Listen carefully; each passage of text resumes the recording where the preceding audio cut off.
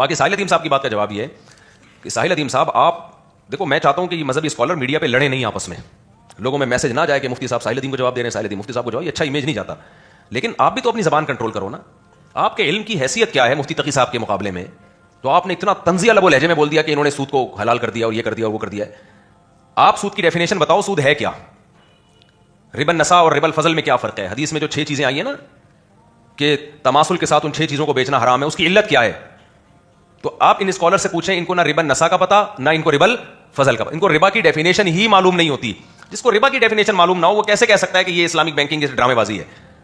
پھر شریعت نے ربا کے آلٹرنیٹ کون کون سے سود سے بچنے کے لیے جو متبادل نظام دیا ہے وہ کون سے 6 عقود ہیں جو بینکوں میں چلائے جاتے ہیں؟ بینکوں میں 6 عقود چلتے ہیں: مضاربہ، مشارکہ، مرابحہ، اجارہ، استثناء، سلم. آپ کسی ایک عقد کی ڈیفینیشن بیان کر دو. نہ آپ کو مرابحہ کا پتہ، نہ اجارے کا پتہ، نہ اجارے کے احکام پتہ، نہ آپ کو استثناء کا پتہ، استثناء کسے کہتے ہیں، نہ آپ کو سلم کا پتہ، نہ آپ کو مضاربہ کا پتہ، نہ آپ کو مشارکہ کا پتہ. ہر ایک عقد ان میں ایسا ہے جس پہ مہینوں پڑھنا پڑتا ہے، تب جا کے عقود سمجھ میں آتے ہیں، اس کے شرعی احکام سمجھ میں آتے ہیں. آپ نے پڑھے ہیں کیا یہ عقود؟ تو کخ بھی پتہ نہیں ہے آپ کو. اور آپ اپنے قد سے اتنی اونچی بات. کیسا احمد راجہ بیچارہ شریف آدمی، اس نے بولا بھائی یہ مفتیوں کا کام ہے. صحیح ہے نا؟